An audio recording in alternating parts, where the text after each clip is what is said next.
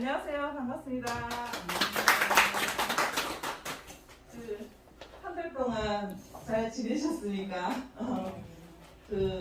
혹시 오늘 세 번째 참여 다 하시는 분? 세 번 다? 와, 감동입니다. 감사합니다. 이렇게 바쁜 가을날 귀한 시간 내가지고 이렇게 함께 해주시니까 제가 오늘 오면서 어떤 분들이 오실까, 지난달에 오셨던 분들 또 다시 오시면 얼마나 좋을까 하면서 기도하는 마음으로 왔습니다. 근데 이 바다 한번 보시겠어요? 잠깐 창밖에. 너무 좋죠? 잔잔하면서도 굉장히 깊고 고요하면서도 풍요롭고 또 평안한 느낌이 듭니다. 여러분들도 저와 함께 하시는 시간 동안 이런 마음이기를 간절히 바라면서 오늘 강의 시작하겠습니다. 내빈 소개. 네. 여태까지 한 번도 없었다. 네, 제가 깜빡 소개를 좀 잊었는데요. 귀하신 분이 여러분께 오셨습니다. 다 귀하신 분이시지만 제가 또 드릴 분이 계셔가지고 저희 한양석 문화체육관의 과장님 오셨습니다. 감사합니다. 반갑습니다. 박명신 기자님 오셨습니다. 감사합니다. 강당 수호관님 오셨습니다. 감사합니다. 그리고 정말 존경하는 우리 문화의 선배이시죠. 신황석 관장님 오셨습니다. 감사합니다. 그리고 한 분 더 소개드릴게요. 우리 사진판을 이끄시고 지난달까지 여기 전시를 했었거든요. 사진이 정말 제가 전시하면서 오시는 분들이 굉장히 행복해 있습니다. 사진 너무 좋다고요. 지도하시는 박영희 선생님 오셨습니다. 네, 감사합니다.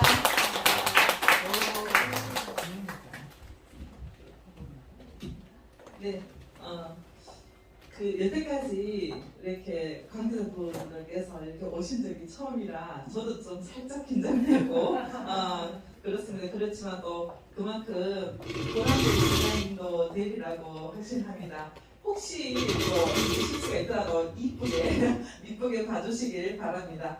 오늘은 사실 우리 지난 시간 이어서 이제 디카시 두 번째 시간을 할 텐데 사진은 디카 사진은 필수이기 때문에 이 또 사진 강의하시는 강사님을 모시고 하기에 조금 더 긴장되는데 여러분들의 큰 박수와 함께 제가 힘을 내서 시작하겠습니다. 감사합니다. 안녕하세요. 오늘 이제 세 번째 이 가을 나는 시도 짓고 낭송도 한다 세 번째 시간인데 지난 시간에는 아주 어여쁜 분홍색으로 또 했다가 오늘은 또 가을이다 보니까 좀 가을 분위기를 내봤습니다. 우리 1차에는 이런 시 이해와 특징 사진을 통해서 어떻게 시를 짓는가 이렇게 진행을 하다가 2회 때 이런 부분들이 저 역시도 늘 좀 지향하던 부분이었는데 그러고 보니 이런 분야가 디카시라는 것을 알고 본격적으로 디카시 수업을 진행하게 되었습니다. 그래서 오늘은 이제 잠깐 제 소개를 하고 오늘 수업 강의 내용을 드리겠습니다. 저는 낭송가와 작가로 25년째 활동을 하고 있고요. 유서희 TV 유튜브 채널을 운영하고 있습니다. 그리고 글고소리 연구소를 운영하면서 조금 더 입체적으로 소리를 낼 수 있을까 하는 방법에 대해서 입체 낭송에 대해서 좀 더 깊이 연구를 하고 있습니다. 오늘 강의 내용은 디카시 사진 찍는 방법과 또 디카시 창작 기법 그리고 디카시를 잘 쓰려면 어떻게 하면 될까 또 디카시 비전, 낭송 기법 비전은 제가 좀 중간에 빼겠습니다. 시간이 해보니까 오늘 최복 선생님 이렇게 또 따끈따끈한 박물관으로 간 그릇 이렇게 동시집이 나왔는데 또 함께 해주시고 가실 때 또 선물도 기다리고 있으니까 선생님도 잠시 말씀도 듣는 시간이 있어서 최대한 조금 빠르게 안에 가볼게요. 디카시로 우리 잠깐 복습 한번 하고 가겠습니다. 디카시란 뭘까? 우리 지난 시간에 오셨던 분 기억하십니까? 디카시랑 그렇죠. 디지털 카메라와 시의 만남입니다. 맞습니다. 디지털 카메라는 반드시 본인이 찍은 사진으로 5행 이내의 시를 같이 이렇게 접목해서 한 편의 작품으로 성화하는 그것을 디카시라고 합니다. 그런데 제가 이달도 계속 이렇게 디카시에 대해서 몰입을 했는데 정말 우리나라에 지금 본물처럼 디카시라는 그 디지털 문학이 좀 붐을 일으키고 있더군요. 그래서 여러분들도 이 시간을 계기로 아주 좀 쉽고 부담 없이 여러분들의 그런 문학적인 소양을 좀 발굴하시고 발전시켜 나가셨으면 좋겠습니다. 스마트폰으로 사진을 찍으려면 어떤 게 필요할까? 뭐가 우선에 찍으려면 뭘 맞춰야 될까요? 폰이 있어야 되고 폰으로 딱 이렇게 어떤 대상을 찍으려고 한다. 그러면은 구도를 먼저 잡아야겠죠. 그죠? 그리고 가장자리가 중요하다고 저는 배웠습니다. 끝처리가 깔끔해야 되고요. 그리고 각도에 따라서 사물의 대상이 어떻게 담기는지 차이가 많이 납니다. 카메라의 위치에 따라서 내가 여기 배에서 찍는지 가슴 쪽에서 찍는지에 따라서도 또 색다르게 작품이 탄생합니다. 그리고 수평이 굉장히 중요합니다. 수평이 맞는지 안 맞는지 확인하시고 그 사물의 시선의 흐름을 저는 좀 중요하게 생각합니다. 예를 들어서 뒤에도 나오겠지만 꽃이 피어 있는데 꽃이 옆으로 피어 있는지 꽃잎이 하늘을 향하고 있는지 이런 거에 따라서 예를 들어서 희망을 얘기할 때는 꽃이 위로 보고 있을 때 주는 게 더 낫겠죠. 이런 방향도 중요하더라고요. 그리고 그림자가 때로는 새로운 하나의 피사체로 담길 때도 있고 때로는 이 부분에 대해서 이 작품을 좀 손상시킬 때도 있습니다. 그리고 반사, 유리가 있는 어떤 대상을 찍거나 또 물이 있는 대상을 찍을 때 그때 이 반사를 굉장히 조심하셔야 됩니다. 그리고 피사체가 필요하고요. 찍는 대상. 그리고 편집과 보정이 중요하더라고요. 또 편집을 어떻게 하느냐, 색감을 어떻게 넣느냐, 밝기를 어떻게 하느냐에 따라서 작품의 깊이가 달라집니다. 그래서 제가 배운 바에 의하면 명작과 졸작의 차이는 반보 차이다 라고 배웠습니다. 우리가 사진을 찍을 때 이렇게 했는데 살짝만 오므려도 이게 낮춰도 작품의 깊이가 수준이 굉장히 달라지거든요. 그래서 여러분들 몸을 많이 움직이시면 좋은 작품 사진을 찍으실 수 있습니다. 디카시 사진의 특징이 어떤 게 있을까요? 현장도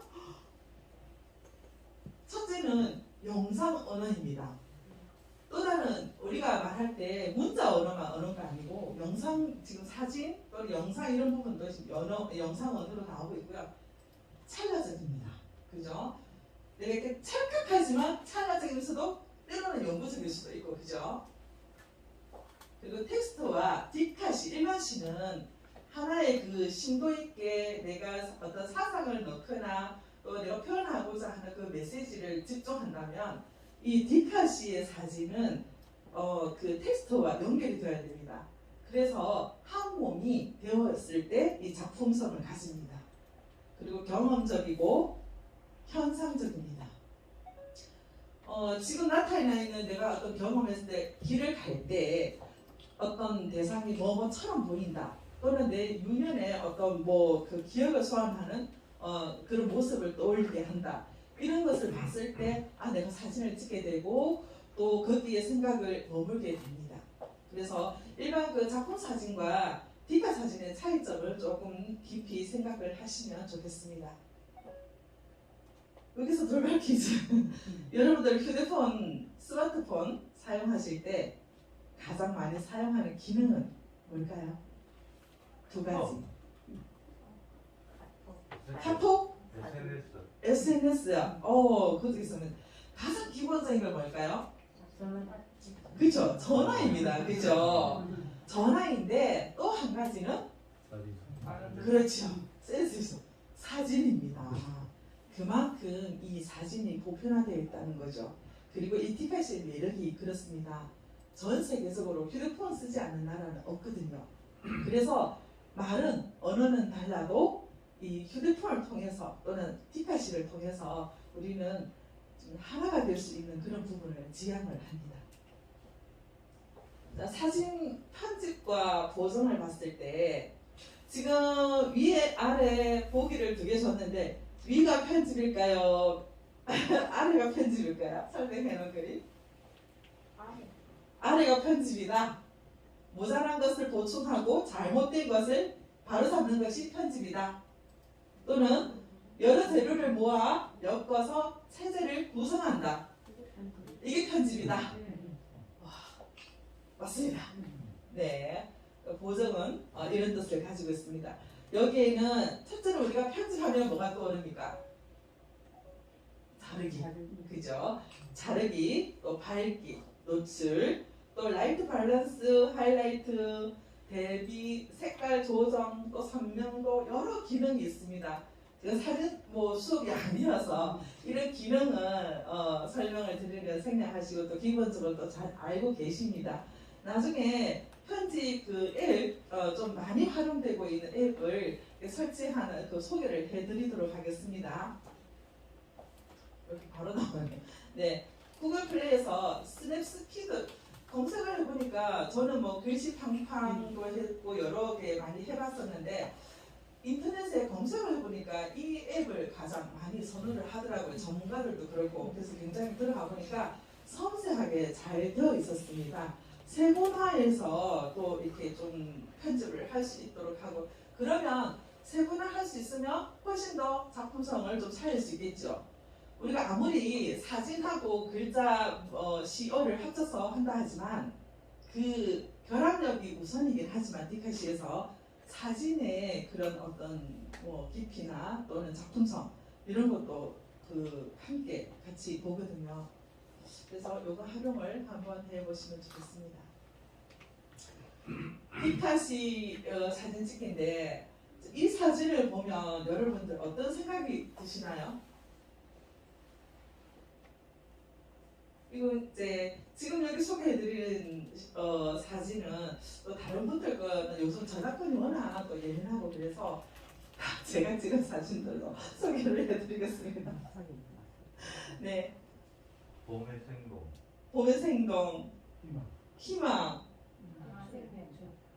생명. 생명이야. 수박꽃? 어느 분이세요? 역시 까꿍하거나 여기 있다 나 잡아봐라 하는 의미에서 저는 이 대상을 찍었거든요. 너무 좋습니다. 자, 이 사진을 보니까 어떤 생각이 드십니까? 벤치가 우리 벤치부터 생각하면 쉼, 그죠? 휴식, 또 나를 위한 선물, 바닷가에 커피 한 잔과 간단한 간식을 들고 바닷가에 앉아서 이렇게 약간 힐링을 하고 또는 몸 내리기를 하고 이렇게 할 수도 있겠죠. 여기에 만약에 제목을 붙인다면 어떤 것을 붙일 수 있을까요? 휴식? 휴식? 또는 앉아서 누군가를 또 떠올릴 수도 있고요. 또는 나를 만나는 시간일 수도 있겠죠. 기다림. 좋습니다. 역시 조금 더 지난 시간에 들으셨죠? 네, 감각이 남다르십니다. 이 사진은 혹시 아시겠습니까? 남쪽에 서 있는 거를 물 그림자에 비친. 물 그림자에 비쳤다. 제가 조금 좋아하는 피사체인데요. 물 속에서 이렇게 잠겨 있는 모습입니다. 그런데도 이 비슷한 작품을 가지고 작품 쓰신 분이 있던데 무슨 상을 받았던데 그분은 위와 아래가 잠겨 있는 부분과 같이 이렇게 찍어서 어떤 스님의 어떤 말씀처럼 이렇게 경전처럼 풀어내는데 찾다가 놓쳐가지고 다시 찾느라고 아무리 찾아도 못 찾아서 그냥 하는데 제가 그걸 보면서 나랑 비슷한 생각을 하는 사람도 있구나 이러면서 이렇게 찍으면 되는 거구나 하는 생각을 했습니다.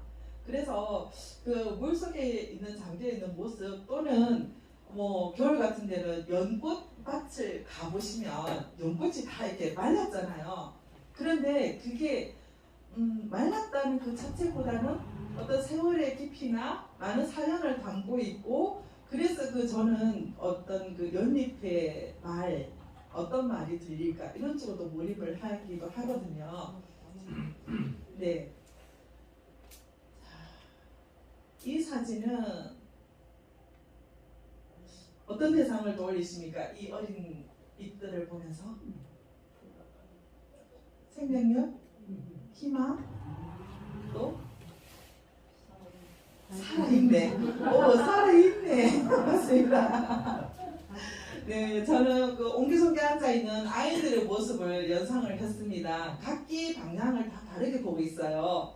그렇지만 저 너머에 보이는 하늘을 향해 또 지향하는 그런 모습도 있고 또 이쪽을 보고 있는 모습도 있는데 각기 다른 아이들의 모습인데 이 나무들이 이 잎들이 자라서 또 어떤 나무가 될까? 어떤 나무가 되어서 어떤 사람들에게 또 어떤 그늘이 되어줄까? 이렇게 이제 접근을 해서 찍었습니다. 이 사진을 같이 찍었던 주인공이 여기 계시는데 그분은 기억을 하시려나 잘 모르겠습니다만 궁금하십니까? 이 모습을 보니까 뭐가 생각나십니까? 떠오르는 단어. 엄마. 네? 엄마. 어떤 엄마. 엄마. 어떻게 해서 엄마를 생각하셨습니까?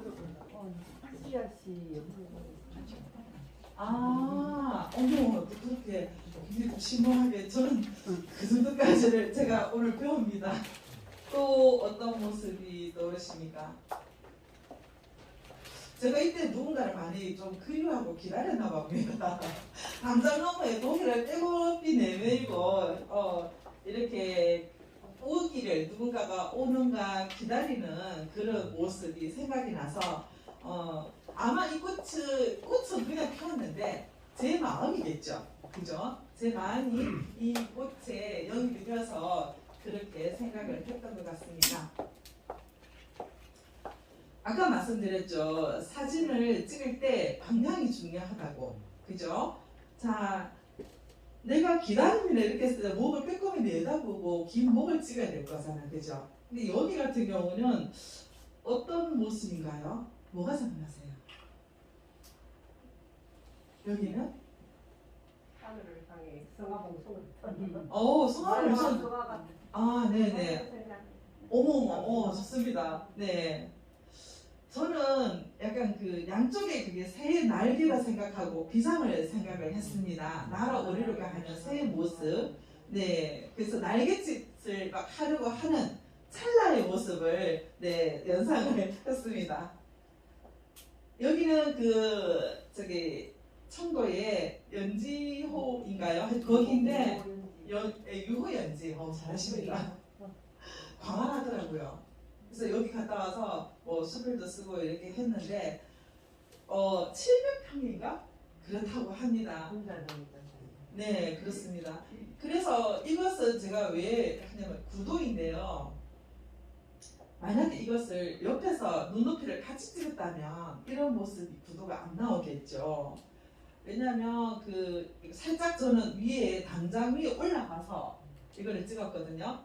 그러려면 저 끝에 보이는 이 지점에서 시선을 멈추고 조금 더 작품성으로 찍으려면 조금 더 위에서 45도로 내려서 찍으면은 더 작품성 있는 집중도가 있겠죠. 구도가.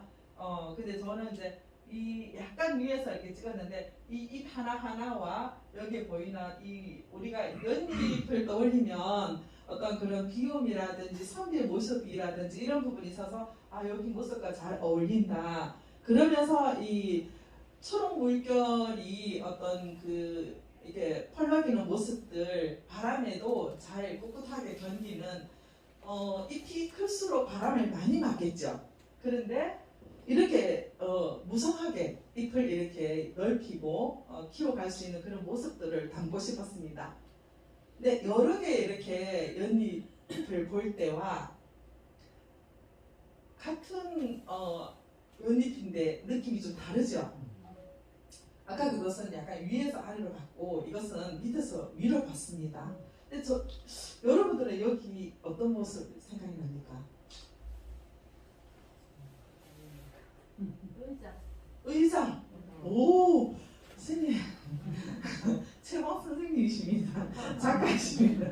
잘하시네요. 네, 의자. 저도 약간 비슷한 생각을 했습니다. 어떤 생각이요? 우산이나 양산. 아, 우산, 양산 가려주고 싶고 이런 부분. 네, 맞습니다. 저는 이게 한국 담고 하늘을 담고 싶다는 생각도 있었고, 아까 누군가의 또 의자가 되어주고 싶은 그런 대상이 되고 싶다는 생각을 하면서 이런 것을 찍었는데, 이게 자세가 높이와 그 위에서 찍는 것과 밑에서 이렇게 찍는 것과 차이, 그런 게 굉장히 많죠.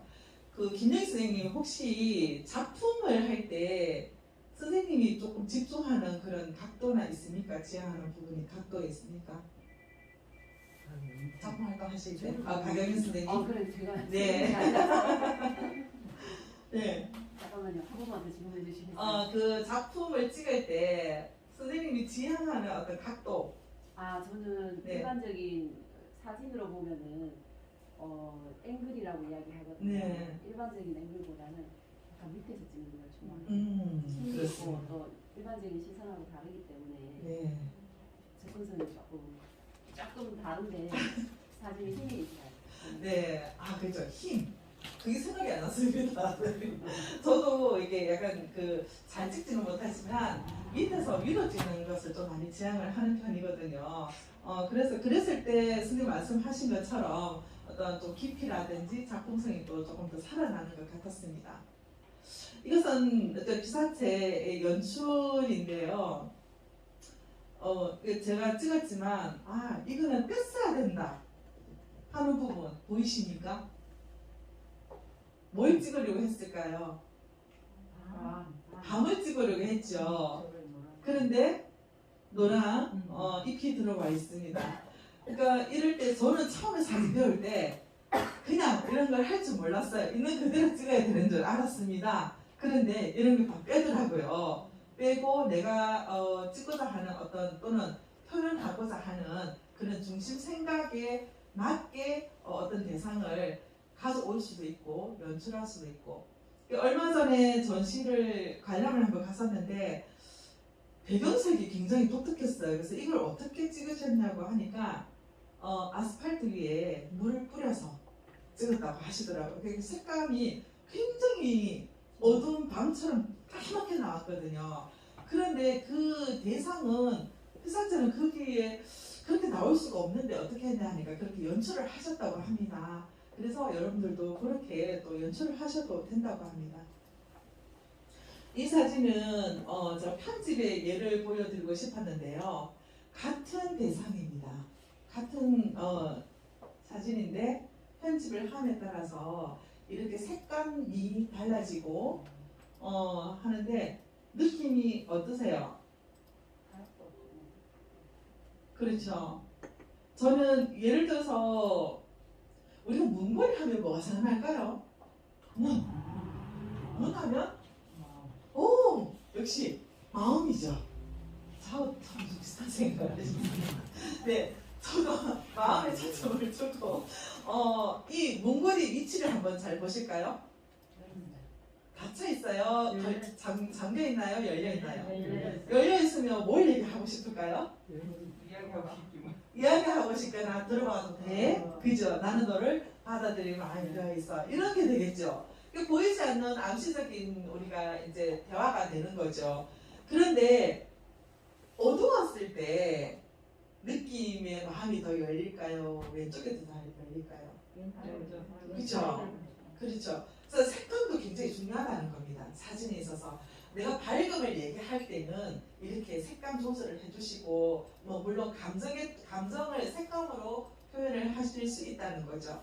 그래서 이런 예를 한번 보여드리고 싶었습니다. 사진 편집에 대해서 제가 며칠 전에 찍은 사진인데 의자입니다. 여러분들을 위한 의자. 이 시간에 여러분들을 위한 심의 시간입니다. 여러분들 저기 앉아있다고 생각하시고 하면은 어떤 풍경이 보일까요? 저기 앉아서 바라보는 풍경은 어떤 풍경일까요? 나무가 돌아가요. 단풍이 들어가는 어떤 풍경 또는 바람이 살랑살랑 일렁이는 그런 아주 햇살이 쫙 내리비치면서 그 햇살에 반짝반짝 빛을 내는 여유롭고 평화로운 그런 가을 풍경이 그려질 수도 있겠죠. 그죠? 왜냐 뭘 보고 알 수 있을까요? 그림자. 그렇죠. 햇살이 얼마나 있는지 그림자를 보고 알 수 있는 겁니다. 그림자의 깊이의 색상에 따라서 그림자가 짙을수록 햇살이 쨍쨍하다는 겠죠. 그렇죠. 자, 이렇게 가로로 찍었어요. 근데 이거는 지금 세로로 찍었죠. 세로로 찍었는데 제가 좀 포인트는 약간 커튼을 조금 이렇게 살짝 놓고 싶었어요. 우리가 커튼하면 약간의 좀 감성이나 편안함 이런 부분도 있을 것 같아서 넣으면서 했는데 세로로 찍었을 때의 느낌과 가로로 찍었을 때의 느낌 안정감은 어느 게 돼 있습니까? 그렇죠. 가로로 찍었을 때 더 안정감이 있죠. 왜냐하면 뒤에 위에 벽이 너무 높죠. 그죠? 그러면 내가 앉아 있을 때 또는 어떤 우리가 바라봤을 때 이 벽돌이 부담스러운 존재가 되는 겁니다. 이럴 때는 자르기를 해주시면 되겠죠. 여기에서 약간 자르고 색감을 조금 더 줘봤습니다. 근데 조금 커튼이 같이 있었는데 조금 잘리네요. 커튼하고 같은 대상인데 높이를 조금 더 줄이고 색감을 조금 더 진하게 이렇게 했는데 훨씬 더 좀 깊이가 있죠. 그죠? 그래서 사진이 정말 매력적입니다. 김영희 선생님도 사진을 정말 잘 찍으시거든요. 보면은 저도 많이 이렇게 배우고 하는데 사진의 매력이 어찌 보면은 가끔씩 저는 그런 생각, 우리 인생도 이렇게 편집할 수 있으면 얼마나 좋을까. 내 인생이 힘들었던 거 잘라내고 좋았던 거 다 하게 하고 그럴 수 있으면 얼마나 좋을까. 이런 생각을 한 번씩 해봅니다. 가끔씩. 오늘 우리 중요한 것은 디카시 제목 짓기입니다. 제목을 이 디카시에서 제목이 의미하는 것은 모두 뭐 작품 속에 다 있지만 디카시만의 제목의 의미가 또 다 따로 있습니다. 제목은 사진과 시를 이어주는 매개다. 그죠? 그리고 두 번째 같이 한번 읽어볼까요? 사진과 시의 결합을 넘어 절합하는 것이라고 했습니다. 제목은 디카시에서 제목은 절합의 미학이라고 하는데 이 절합이라고 하는 것은 결합을 넘어서 뼈와 살이 하나가 되어서 피를 돌게 하는 그 정도의 깊이를 말하는 것입니다. 그렇다면 디카시에서 디카 사진과 디카 언어, 그러니까 그 문자 언어, 그죠? 이 날씨라고 하는데 이것이 얼마나 밀접하게 잘 연결이 되었는지 이 하나가 되어서 온전하게 하나의 작품으로 성화되었는지가 디카시를 공모전의 작품을 응모했을 때 심사 기준이 되겠죠. 이게 가장 기본이라고 합니다. 그래서 절합의 미학이라고 이렇게 최호영 교수님이 말씀을 하셨는데요. 절합을 통해서 또 독자들에게 좀 더 나아가서 풍요로운 체험의 발판을 선사하는 다치다라고 했습니다. 이게 지금 디카시라는 분야에 대해서 우리 기성 작가들도 앞다투어서 시집을 지금 발간을 하고 또 많은 분들이 이런 평론을 발표를 하고 있더라고요. 그래서 두루두루 살펴봤는데 제가 오늘은 제목에 중점을 두기 때문에 이 부분을 소개해드립니다. 그리고 시인의 영감과 또 사유의 방향을 가늠할 수 있는 단초, 시초가 된다는 것입니다. 그래서 우리가 제목을 딱 봤을 때 뭐에 대해서 썼다 라고 알 수 있을 만큼의 그런 역할을 한다는 것이죠. 그래서 뭐 어디에서나 우리가 오늘 행사 제목도 마찬가지고 여러분들이 뭐 어디 갈 때도 나 오늘 뭐 하러 갈 것이다 목적의 의식이죠. 이것이 굉장히 중요합니다. 자, 지금부터 이제 제목 알아맞추기 게임을 하겠습니다. 많이 공감하시죠? 신발. 제가 이 시를 보고 많이 반성했습니다. 저는 신발을 다 신고 나면 버리기 바빴습니다. 고마움을 살짝 전하긴 했지만 그 신발끈이 포인트가 풀어있다는 게 저는 좀 포인트를 주고 싶어요. 그만큼 어떤 그 만약에 이 신발이 나란히 있거나 신발끈이 메어져 있다. 그러면은 어떤 느낌이 들까요? 지금도 일을 하고 있는 또는 달려가고 있는 어디를 가고 있는 이런 느낌을 주는데 지금 우리 이제 내용을 보면 앞에 선생님이 요 시 한번 소리내서 읽어봐 주시겠어요? 누군가의 한 편생을 대신하여 그는 수차례 벌어졌다. 별 대단한 일을 했냐고 사람들은 물을지도 모른다. 그 누구도 거칠고 냄새나는 발을 온몸으로 끌어안아 자기의 고집을 깔창 밑까지 낮췄던 적 있던가. 버려질 줄 알면서도 발바닥까지 마음을 잃었던 것처럼. 장성진. 오, 박수 한번 해주세요. 감사합니다. 네. 그 신발에 대해서 신발을 두고 온몸으로 끌어안고 깔창 밑까지 맞추었던 적이 있던가. 여러분들은 혹시 누군가에게 이렇게 헌신을 해보신 적이 자녀 말고 자녀 말고 있습니까? 네. 그래서 신발에게 다시 한번 감사의 마음을 가져야 될 것 같습니다. 근데 제목은 뭘까요, 그러면? 여러분들 이런 시를 쓴다 하면 난 제목을 뭘로 하고 싶다? 삶? 네. 또 삶의 흔적? 발자취? 또 선생님 어떤 제목을 지을까요? 고마움. 좋습니다. 고마움. 헌신, 헌신. 헌신. 네. 선생님 어떤 제목을 지을까요? 저희야 네. 두 번째 시인데 헌신. 흔적. 흔적. 또 선생님. 그림자? 그림자. 그림도 굉장히 좋습니다. 그런데 이분은 단순하게 신발이라고 했습니다. 여기에 포인트가 있지 않을까요? 만약에 우리가 예를 들어서 저한테 버려진 신발 또는 흔적 이런 걸 했을 것 같은데 이분은 신발이라는 제목으로 단순하게 들어갔습니다. 만약에 제목까지 무거웠다면 이 시를 본문을 무겁게 할 수가 없는 거죠. 왜냐하면 본문을 무겁게 하기 위해서 제목을 가볍게 한 것입니다. 네, 그래서 이 조화가 무게의 조화가 중요하다는 거죠. 자, 그러면 다음 가 보겠습니다. 굉장히 저 이 시 보면서 많이 울었습니다. 네, 관장님 한번 낭독해 주시겠습니다. 제목이 뭘까 한번 생각해 보세요. 알츠하이머 진단받은 지 수년째 모모의 가진 기억들 하얗게 사라지고 있다.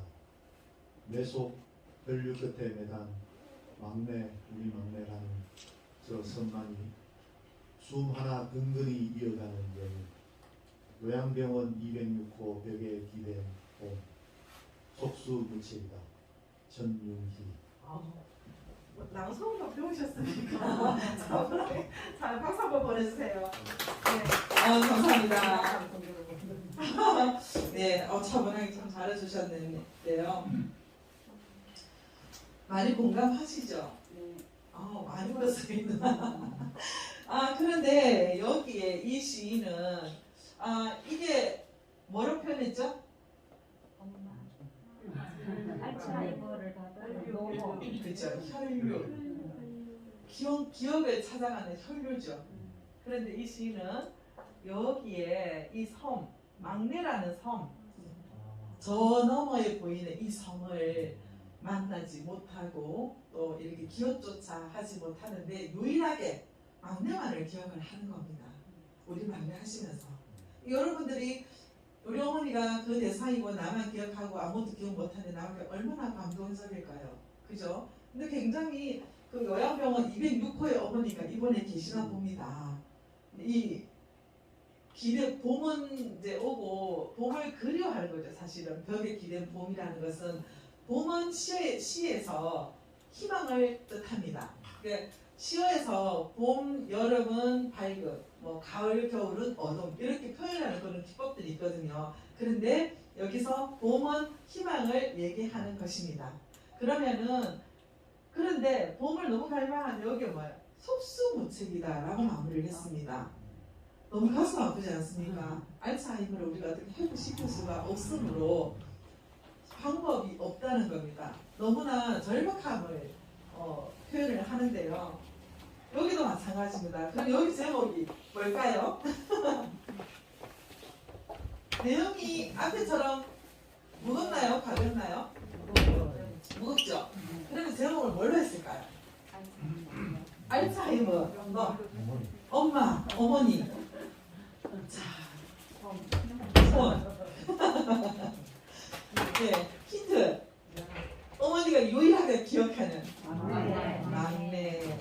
막내입니다. 네. 어머니라는 것은 다 우리가 알아요. 그죠? 근데 이 어머니가 유일하게 희망의 끈을 놓지 않는 혈류 하나, 그 하나가 막내이기 때문에 제목이 막내가 되는 것입니다. 그래서 제목과 본문의 비중이 이렇게 차이가 있다는 거. 디카시는 특징이 그 제목 또 사진 이렇게 그 본문 저기 시인 마지막 이렇게 지난 시간에 구성을 한다 했죠. 왜냐? 왜일까요? 왜 보통 제목 밑에 이런 시인을 붙이는데 왜 시인을 맨 마지막에 붙이고 제목, 사진, 본문 이렇게 순서를 할까요? 지난 시간에 우리 했었는데 뭘 강조하기 위해서? 이게 무슨 시다? 디카시이기 때문에 사진하고 본문하고 하나라는 것을 일체감을 잘 표현을 하기 위해서 강조하기 위해서 이렇게 붙이는 겁니다. 자, 그러면 뭘로 보이시나요? 고사모, 소떼, 또 새, 그죠? 자, 이 부분을 앞에 선생님 한번 낭독해 주시겠어요? 오래된 꿈이여 호두나무 고사목이 된 오래된 꿈이여 날 잡구나 한 번 더 날아보자꾸나 소음 참고. 네, 오 박수 한번 주세요. 낭독을 해보시니까 시가 조금 더 가까이 느껴지시나요? 네. 훨씬 그런 게 좀 있죠. 네. 왜냐하면 시어를 우리가 소리 내는 순간 소리는 나가지만 시어는 어디로 와요? 내 마음에 담깁니다. 그래서 낭독을 많이 하시기를 권해드립니다. 그러면 이 시의 제목은 뭘까요? 내용이 가볍나요? 무겁나요?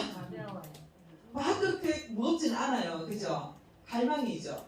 바람을 얘기를 했어요. 그럼 어떤 바람을 가지고 있나요? 그렇죠. 그래서 비상입니다. 자, 제목 짓기가 쉽죠? 참 쉽죠.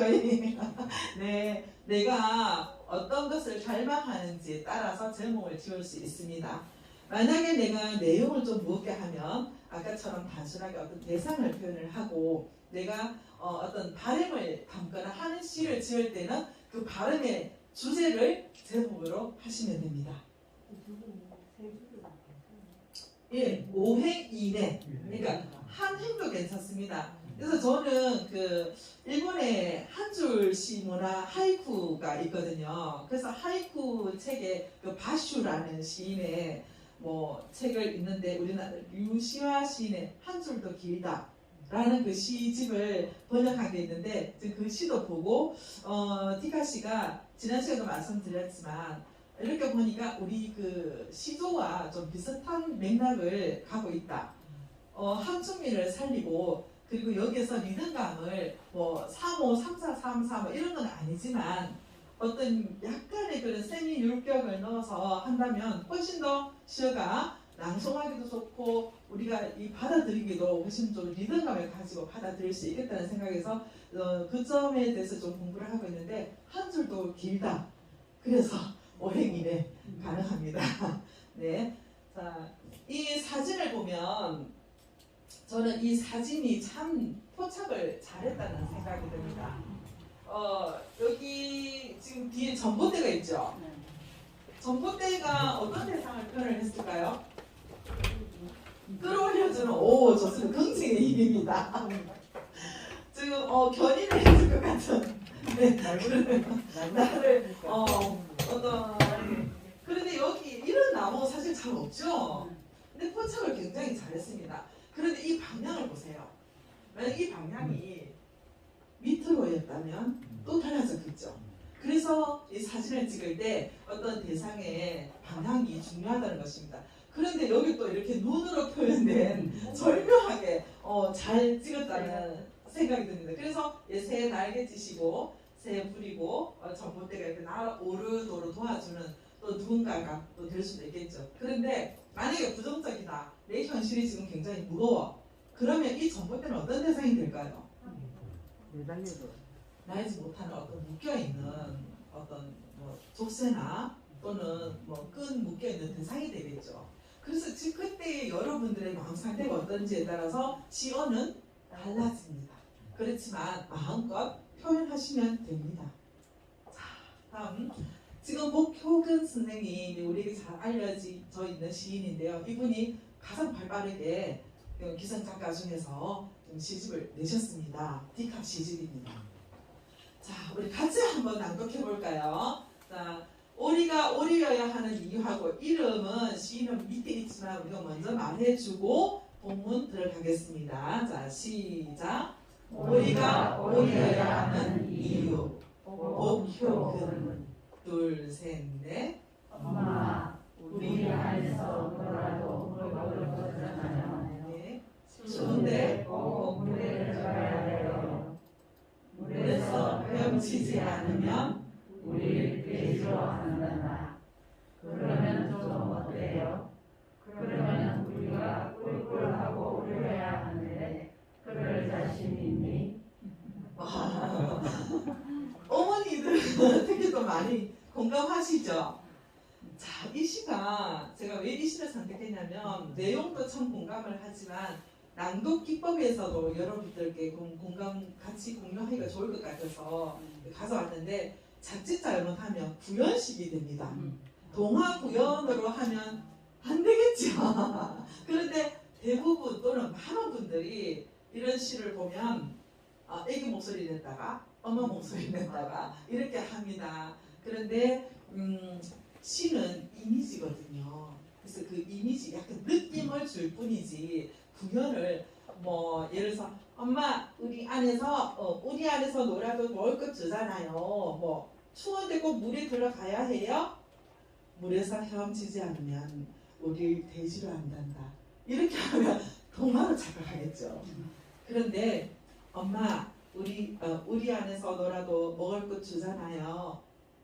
추운데 꼭 물에 들어가야 돼요. 물에서 헤엄치지 않으면 우리 돼지로 한단다. 약간 이런 느낌을 표현을 한다는 거죠.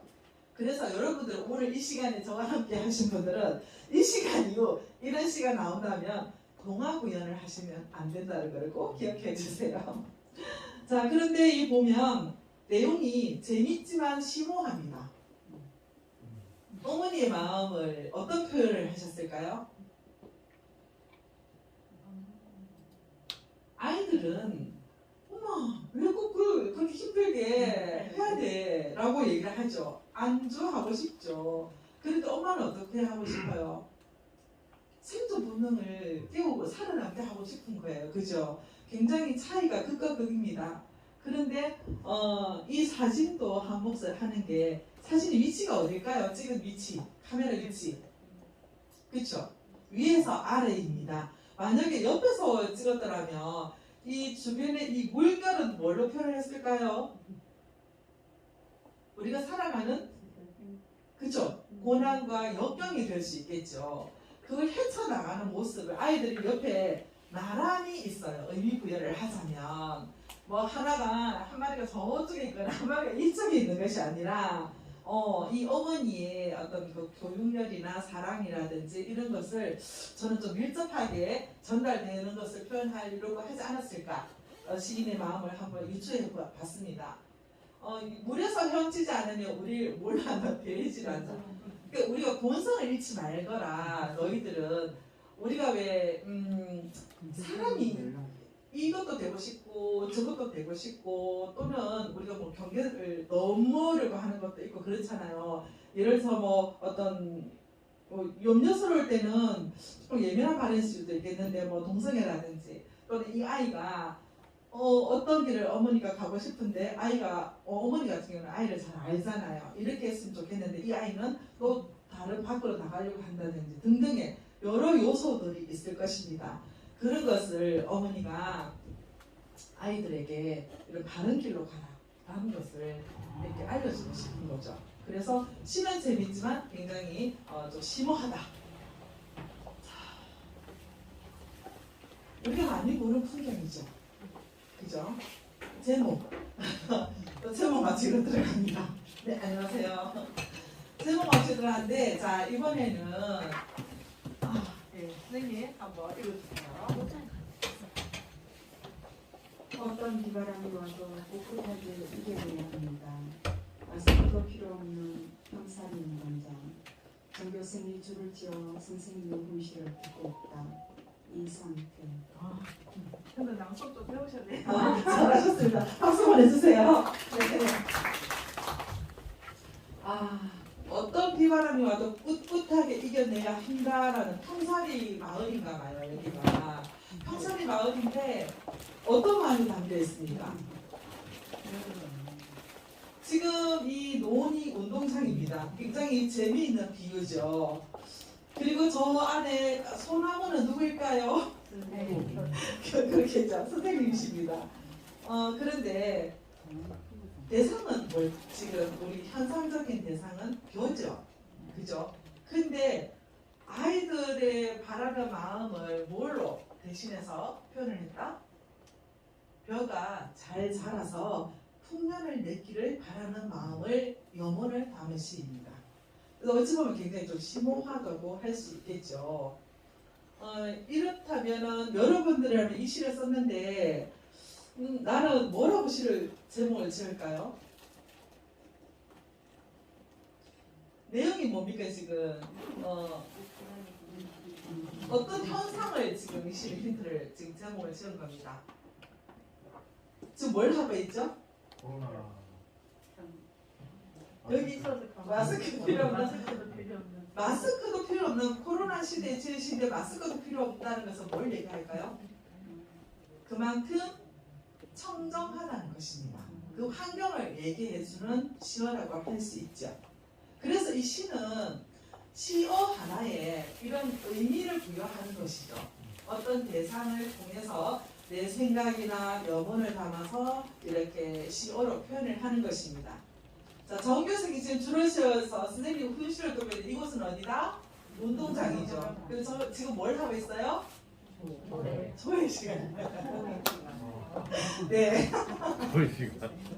조회 시간을 통해서 이렇게 염원을 표현을 한 것입니다. 참 재밌죠? 네, 자, 넘기겠습니다.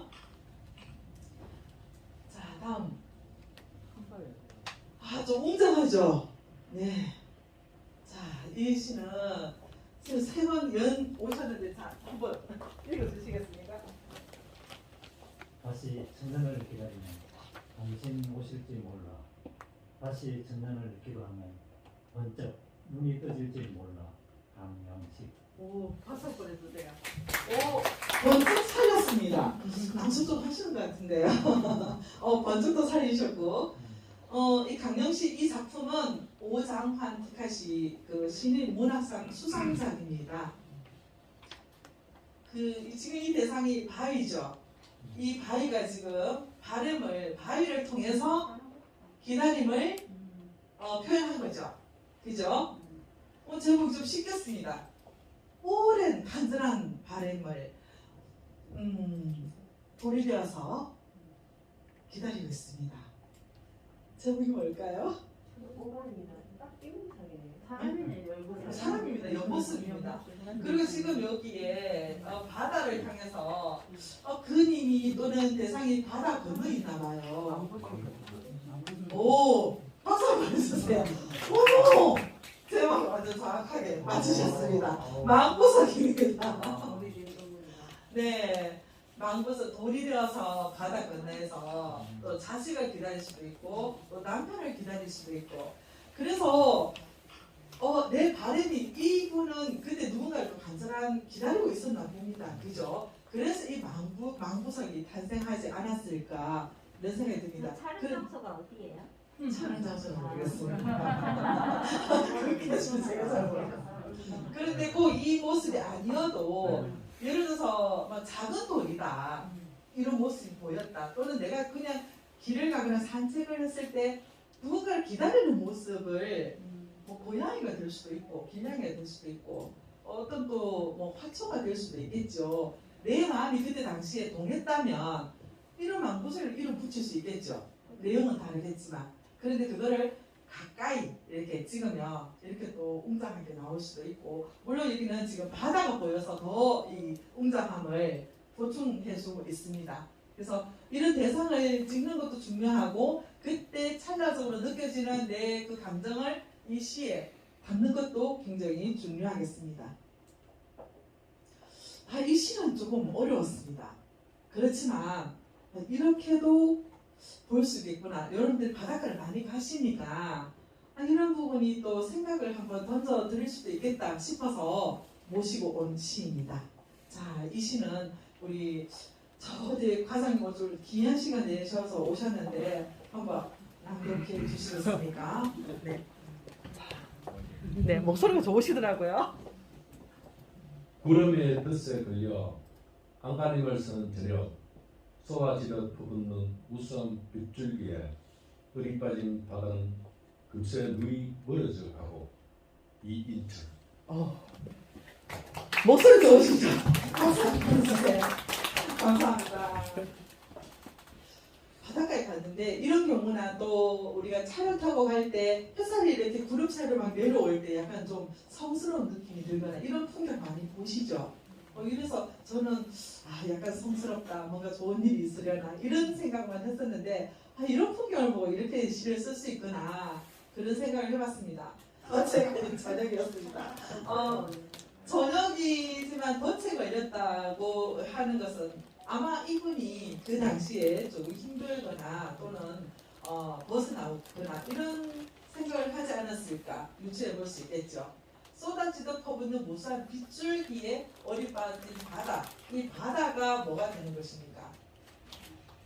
이 저녁을 이제 대변해주는 햇살과 바다의 빛깔과 이런 모습들이 금세 눈이 멀어져 가고 약간 조금 어렵게 저는 느껴졌는데 그 제목이 굉장히 기발하다 이런 생각이 들었습니다.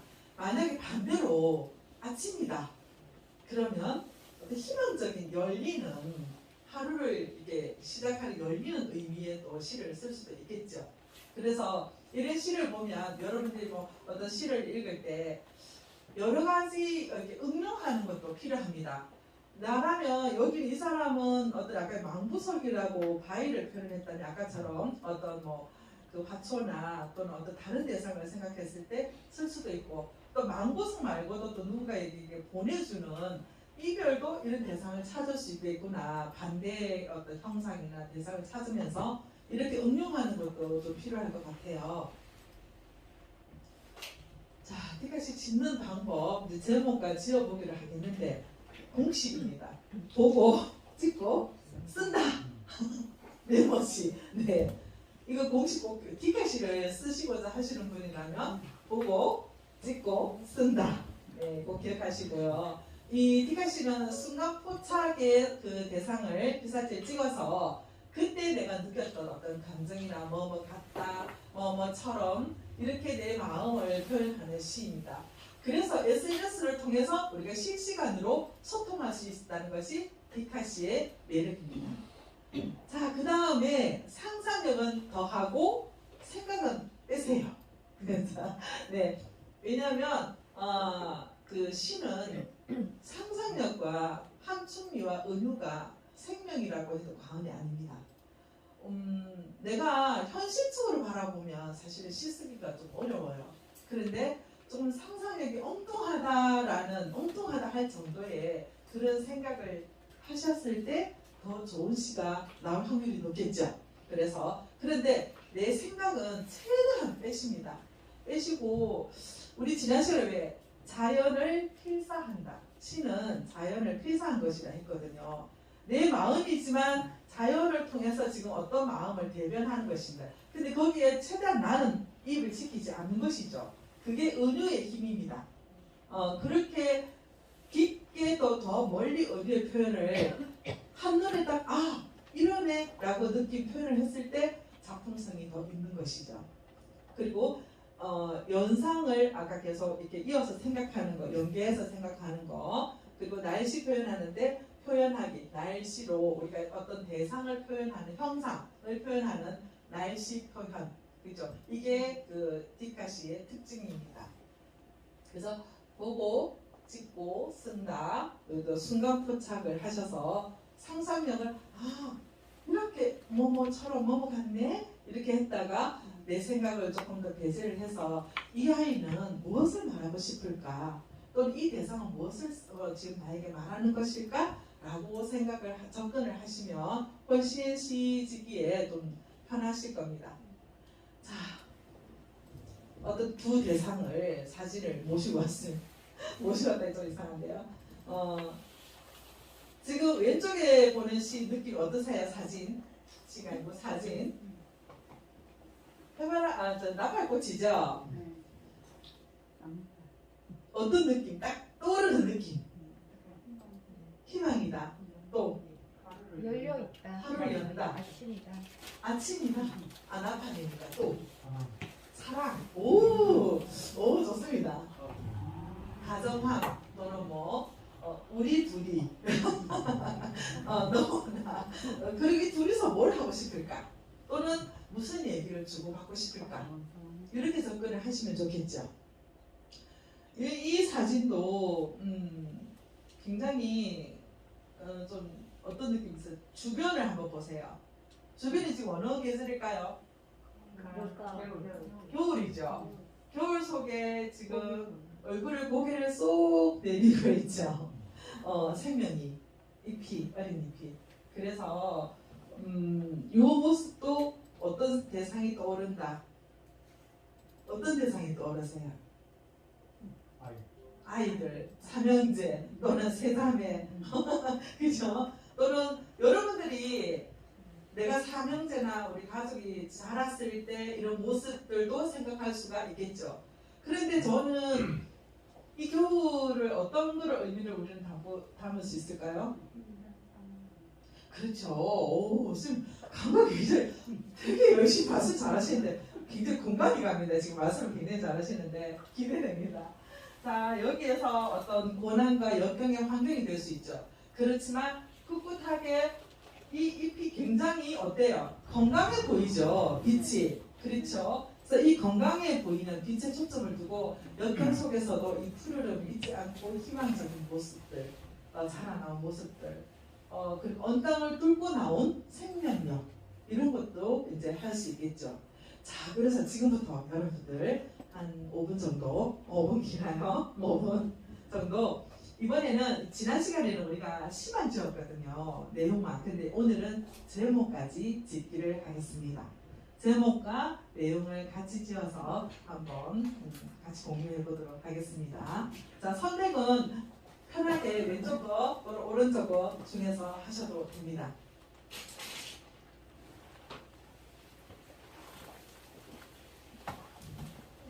음악을 틀자니 또 음악이 틀지 말자. 집중도 떨어지면서 음악은 틀지 않겠습니다. 연필하고 메모 필요하신 분 말씀 주세요. 조금 더 힘들지 열서 나팔 것 같은 주변에 지금 어디쯤일까? 이 꽃은 강둑에 펴 있는 것일까? 호수에 펴 있는 것일까? 아니면 우리 집 담장에 펴 있는 것일까? 이렇게 좀 생각을 확장해 보시면 되겠습니다.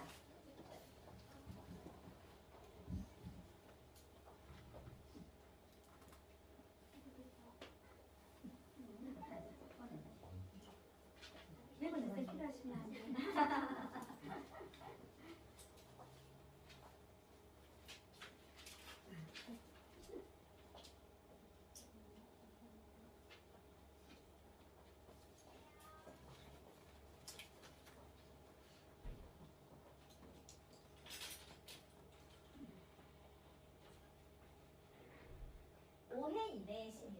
5행이네. 한 줄을 하셔도 되고 두 줄을 하셔도 되고 세 줄을 하셔도